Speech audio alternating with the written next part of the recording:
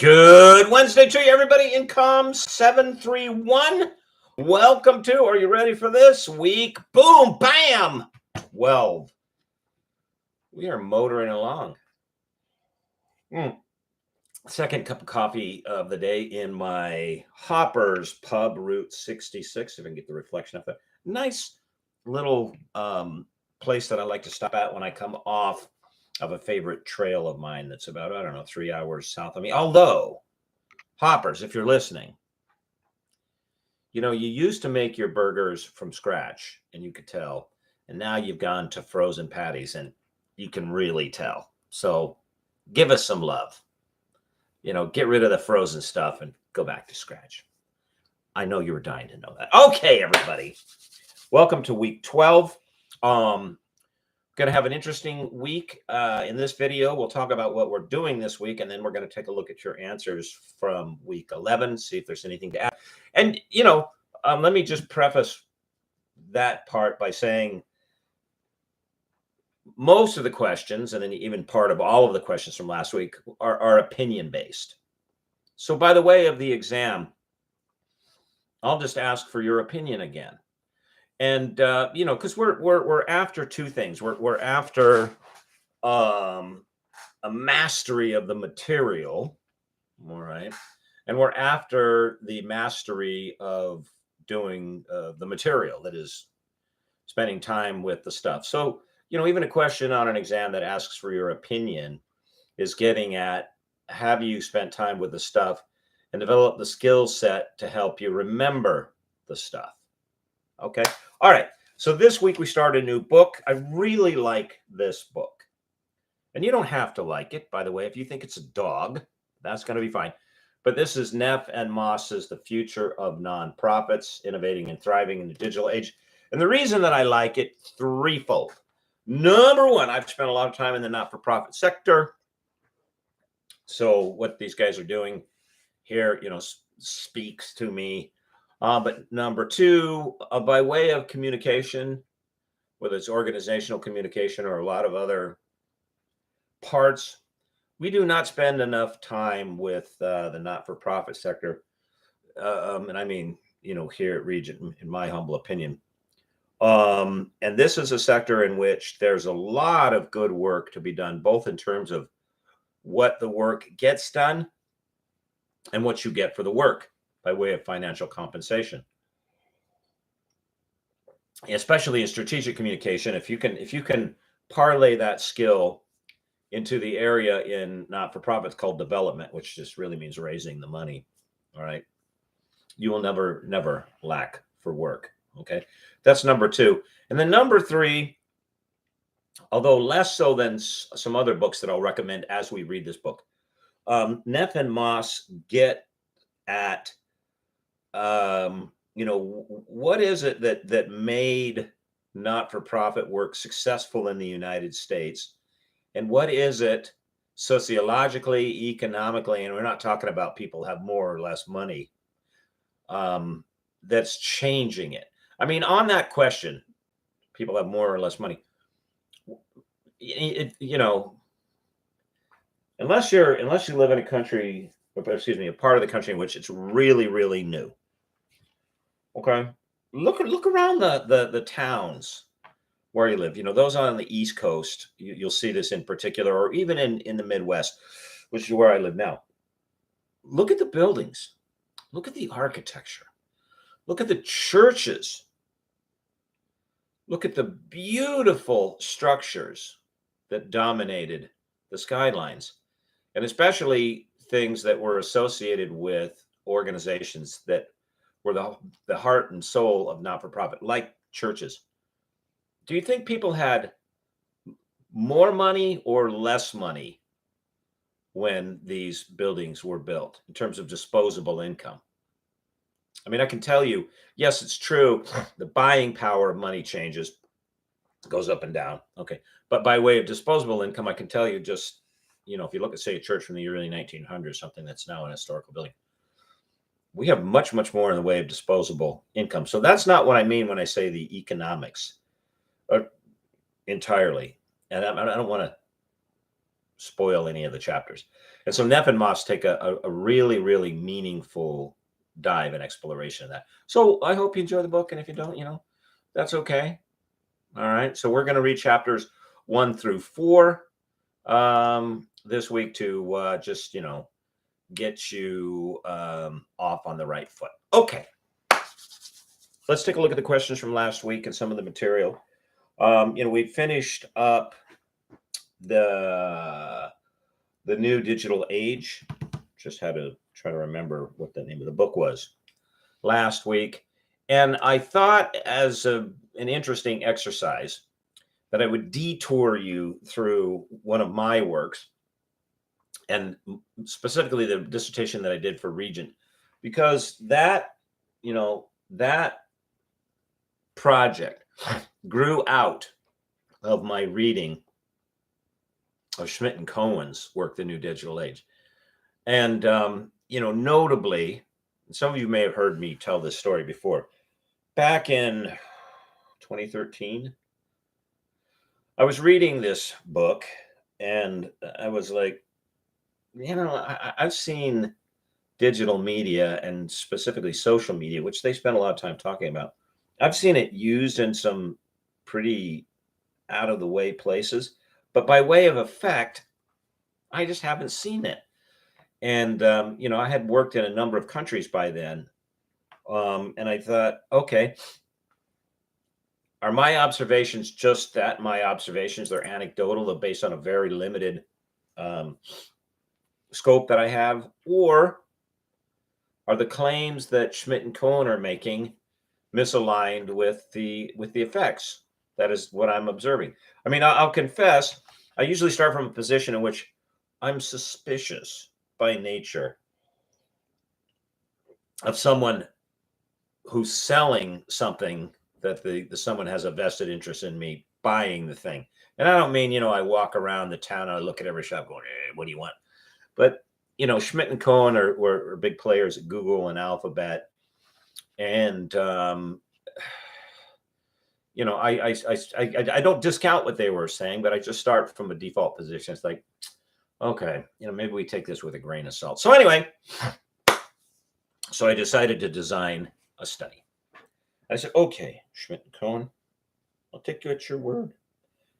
This digital communication, and we'll use the example of social media application, is the tool for distressed peoples. It's going to make them feel friended. It's going to make them connected.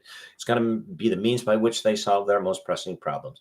I mean, reading these guys' stuff, it's like, we'll have all this extra time on our hands, and we'll be deeper thinkers, and we'll be better evolved and connected individuals. I was like, wow, really? What am I missing by way of observation? Now, this was before they published this book, before, episodes like dragging Zuckerberg up to Capitol Hill and putting in front of a congressional committee in which, he sort of very uncomfortably, and that sort of semi-robotic look that Zuckerberg has, saying, oh, yes, we know this is bad for teenage girls. It's like, why are you doing it? So that was before all of that came out. Okay. So I said, okay, let's look at these distressed peoples, these refugees, or as the UN labels them, IDPs, which, by the way, I just, semiotics is one of my areas of specialization. That is the natural tendency, and this is just how our brain works, to assign symbol as a means by which to define meaning, as a means by which to assign category. And this is just how our brains work. Charles Peirce, of course, he wasn't the first thinker to observe this, but he's articulated in a way that has become a sort of the default standard for thinkers when it comes to this process of semiotics. In fact, I mean, if you don't want to go out and buy a whole book by him, if you'll just look up, and you can find this online free in PDF, Logic as Semiotics, the theory of signs. So this is this particular piece by him right there. Logic as Semiotics, the theory of signs. Okay, so it's just terribly important that we have these signifiers that then define the status. And there's something that I find ironic in the label, the signifier of IDP, which stands for internally displaced persons. Now, by the way, the UN works, they use this as a distinguishing label for someone that has been run out of where they live, but are still within the geographical bounds of their country. If someone gets run out of where they live and crosses the border of that geographical boundary into another country, now they're a refugee. Here's the irony. Refugees, there's an administrative, a procedural switch that gets flipped. They're eligible for a whole lot more in the way of UN support than IDPs. No matter that in this, the IDPs were Christians living in, even in the best of times, a prickly, by way of tolerance, Islamic nation. And in the time of crisis, that is the war of the Islamic State, an outright hostile Islamic environment. All right. So they might as well be in another country that's even their own country. So, that label, internally displaced. I mean, I spent years working in Iraq and Syria and talking with these people. And oh yeah, I will confirm that in here and in here. Well, they were displaced, all right. They were completely knocked off their axis. Their whole world had been flipped upside down, which was extremely traumatic, very displacing. So internally, oh yes, they were displaced. Just not in the way that the UN defines IDP. Sorry. That was my vent for the day. Get that off my back. Okay. So I decided to ask, do these IDPs use this stuff? I mean, I'm just not going to assume they do. Schmidt and Cohen. And if they do they see it as a useful tool to solve their most pressing problems? And how does it make them feel? Do they feel friended? Do they feel connected? Or something else? So I only asked you to read a few sections. If you read through I try to lay them out and say what I'm going to be doing in the introduction. I did a mixed method study, I did a quantitative survey, and then a qualitative follow-up. And by the way, for research, if you're doing a dissertation, quantitative is really good at telling you that something is happening. You're like, oh yes, there's an event going on here. It's good to assign causality. When this happens, as opposed to correlation. Like these things happen in parallel, but we're not sure that they're related. Okay, quantitative research is good for that.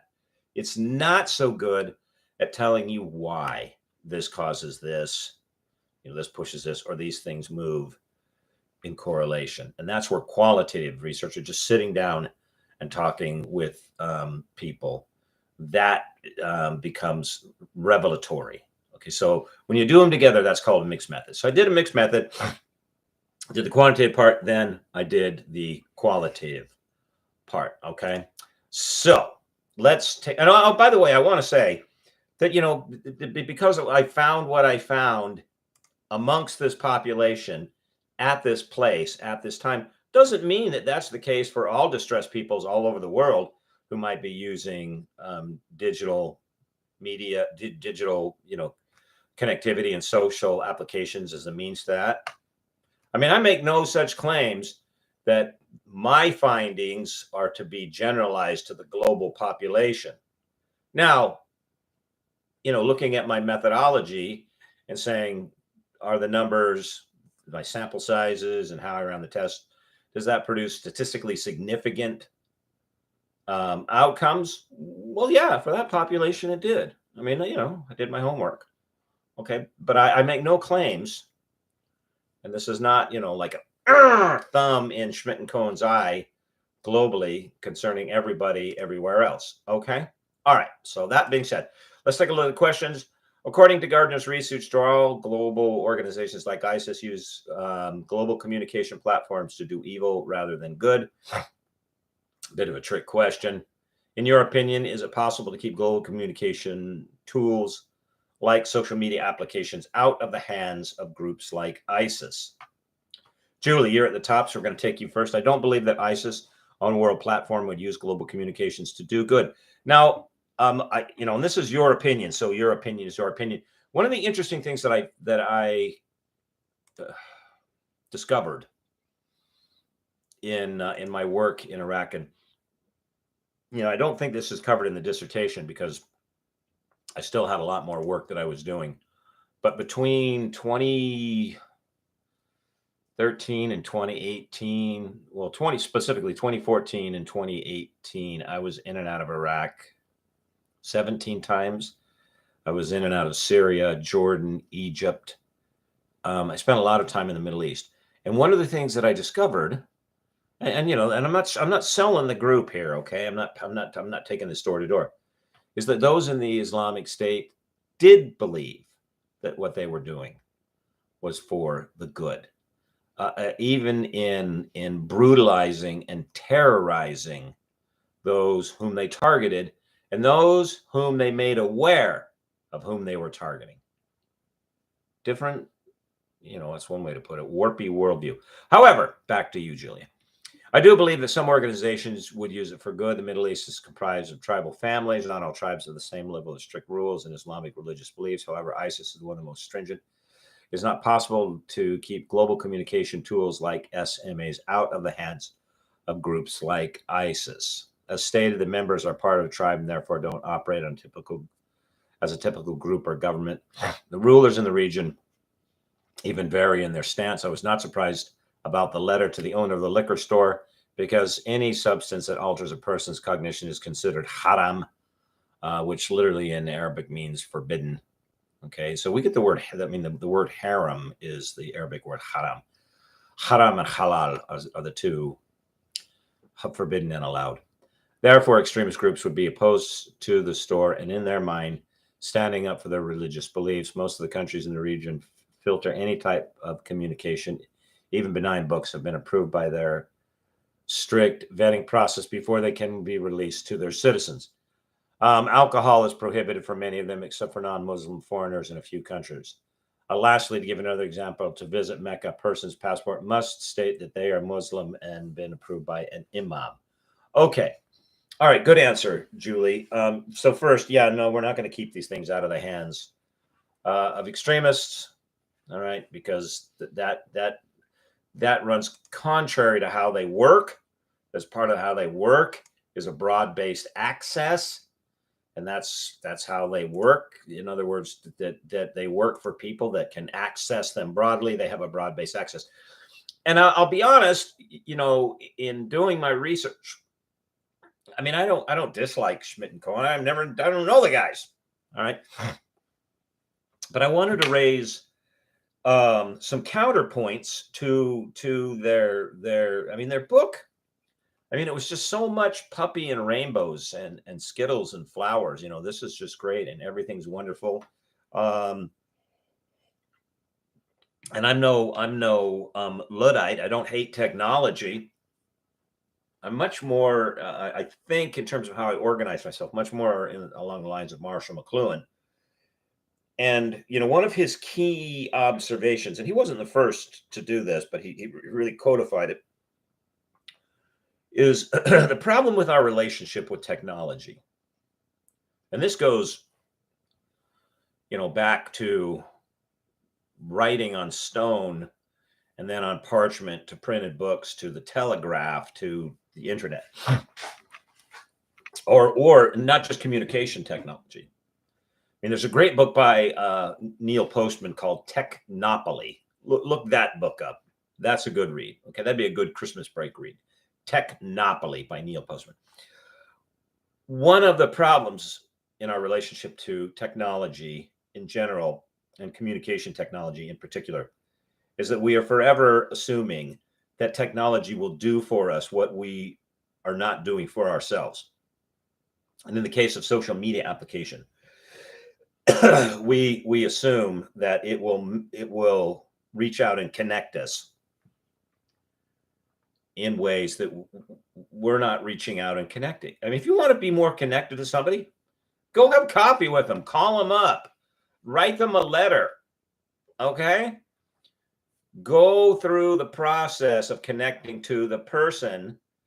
And, we shouldn't then be surprised when just clicking I like, that this doesn't translate by way of a received message as, oh, I'm so connected. I slight tangent here. In my house, there's a sharp division between Android and Apple. My wife and my daughter are committed Apple users. Myself and my 3 sons are Android users. So there's the additional dynamic of gender. My wife and my daughter see it as the women having to stand their ground against the men, the girls against the boys. So there's some good natured ribbing about the pluses or minuses of the two companies and their related technologies. Okay. But I have to tell you, so maybe this is biased. Maybe this is the Android side of the Gardner Battle Royale coming out. But you Apple people, that is some of the laziest stuff I've ever seen in my life. That when somebody sends you a message, there's a button that you just click that says liked. Oh, hey, I'm trapped under a dump truck and tasting my own blood, but I think I'll be okay. Oh yeah, like, it's like, wait, what? I've just sent you some, whether it's benign or a really important communication, and the response by the Apple users, oh yeah, I like that. It's like, wow, thanks for the maximum effort, but that's, sorry for the aside. Okay. All right.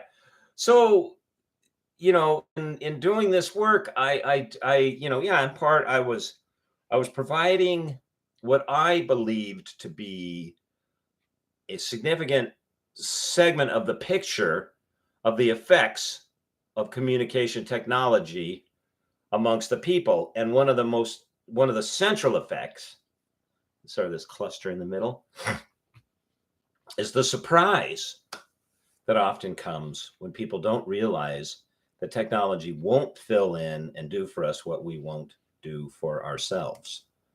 And so if you think it's only going to be used for good, or the effects will only be good, you may be disappointed. All right, question number 2. Why, according to Gardner, do Christians in the Middle East need much more research attention? Do you agree or disagree with his assertion? So this, again, is up to you. Okay, Taria, according to Gardner, Christians in the Middle East face intense persecution and hardship, yet they are often overlooked in research. He argues that this group endures unique challenges, both as a religious minority and as internally displaced people. There's that word again. I mean, not you, not UN designation.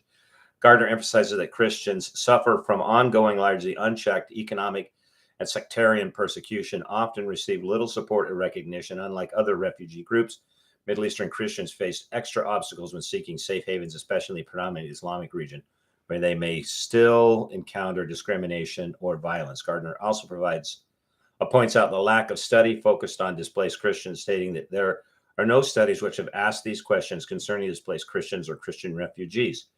Okay, so you agree with me. Okay, yeah. And you also, within my research, is that we're not talking about unsubstantive numbers of people.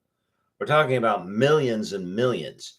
When just for Iraq, when the second Gulf War broke out, because the backlash, the persecution of the Christian community really began following the first Gulf War under President Bush the senior. Okay, and it started to grow. Okay, by the time the second Gulf War broke out, there were about 1.5 million Christians in Iraq. And they were starting to get the sense that, that maybe things are not going to go well for us. And then when the second Gulf War occurred, and I've spoken to hundreds of them, and they thought, okay, now everything is going to be fixed. This rising tension, this potential for persecution is going to be gone. And oh boy, were they unfortunately mistaken. And they went from a population of about 1.5 million down to less than 250,000 within the space of like 2 or 3 years. That is a massive movement of peoples of a singular identifiable group. I mean, you except for World War II statistics in which you had, like the entire half of Poland bugging out because it's 1939 and the Germans are going to roll over you on one side and the Russians from the other. You don't see movement like this amongst peoples, and in the research part of the world. Okay, so yeah, my humble opinion. And if you said no, I wouldn't ding you for that, just as long as you gave reasons. Okay, question number 3. According to Gardner's research findings, how did IDPs in Northern Iraq feel when using social media applications? Did IDPs see social media applications as a useful tool to solve their displacement? That is, this was their most pressing problem. Kaylee, according to Gardner, 2018 research, Assyrian Christians, IDPs in Northern Iraq viewed social media applications as both crucial emotional support mechanisms and a source of frustration in their displacement experience. IDPs at the Ashti 2 camp, for instance, used social media applications primarily to connect with family and friends, which provided significant emotional benefits and a sense of community amidst isolation. This connectivity allowed IDPs to maintain crucial ties and share their experiencing, aligning with McLuhan's concept of the global village, where media facilitates extensive social connections. However, while social media applications enabled them to stay in touch, IDPs felt seen but not seen, expressing disillusionment over their online visibility, failing to translate into meaningful assistance for those within their power to aid them. Exactly right. Now, this was not uncovered clearly to me as a researcher with the quantitative research. It didn't come out until the qualitative stuff.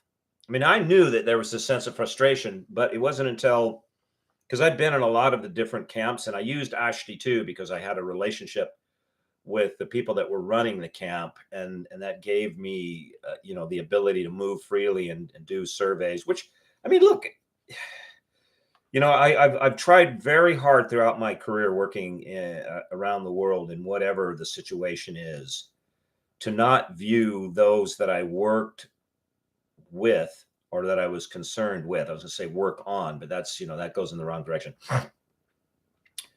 They're not things in a box or specimens in a cage. I mean, they were literally held in a cage. If you look at the diagram in my dissertation of the camp, this is giant barbed wire enclosure, the big, huge fence around it. They're still people. And this, for lack of a better way to put it, is their home.